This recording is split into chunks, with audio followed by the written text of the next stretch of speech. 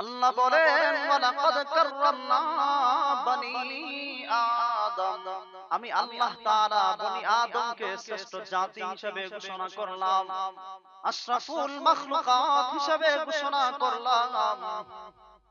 আসমান আর জমিনের মধ্যে যত সৃষ্টি আছে সমগ্র সৃষ্টির মধ্য থেকে তোমাদেরকে নির্বাচিত করলাম, তোমাদেরকে আমি আল্লাহ তাআলা দামি বানায়া দিলাম।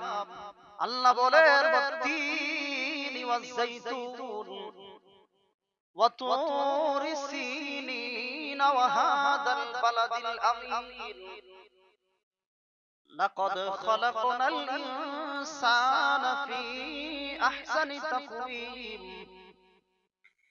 আল্লাহ তাআলা একটা নয়, দুইটা নয়, তিনটা নয়, চারটা কসম করে বলেন লাকাদ খালাকনাল ইনসানা ফি আহসানি তাকওয়িম।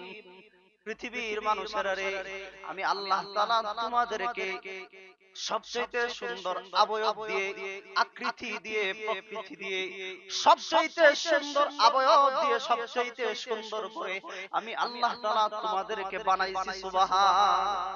অনেকে বলে না আসমানের চাঁদের মতো সুন্দর। আরে চাঁদ মানুষের চাইতে সুন্দর না, চাঁদের চাইতে মানুষ সুন্দর।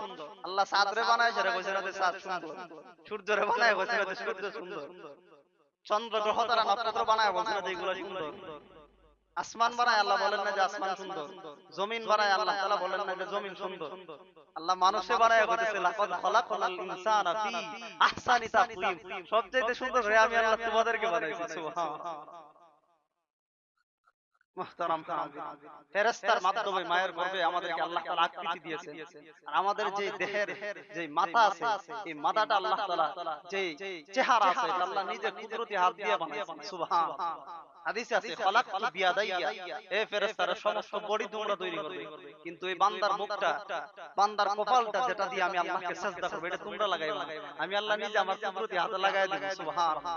খালাকতু বিয়াদাইয়া, আল্লাহ নিজের কুদরতি হাত দিয়ে আমাদের চেহারাটা সেটিং করছেন। সুবহানাল্লাহ। আল্লাহ বলেন সবচেয়ে সুন্দর অবয়ব দিয়ে, আকৃতি দিয়ে, প্রকৃতি দিয়ে মানুষকে আমি আল্লাহ তাআলা বানাইছি এবং শ্রেষ্ঠ জাতি হিসেবে ঘোষণা করলাম। শ্রেষ্ঠ জাতি হইছে শ্রেষ্ঠ কাজ করতে, যে জিনিস যে জন্য বানায় যদি এই কাজ না করে তাহলে এটা শ্রেষ্ঠতা থাকে না। কারণ মনে করেন যে ফ্যান চলতেছে, এটা বানাইছে বাতাস দেওয়ার লাগি, যদি এটা না চলে এটা শ্রেষ্ঠতা থাকবো? এটা যে কাজের লাগি বানাইছে।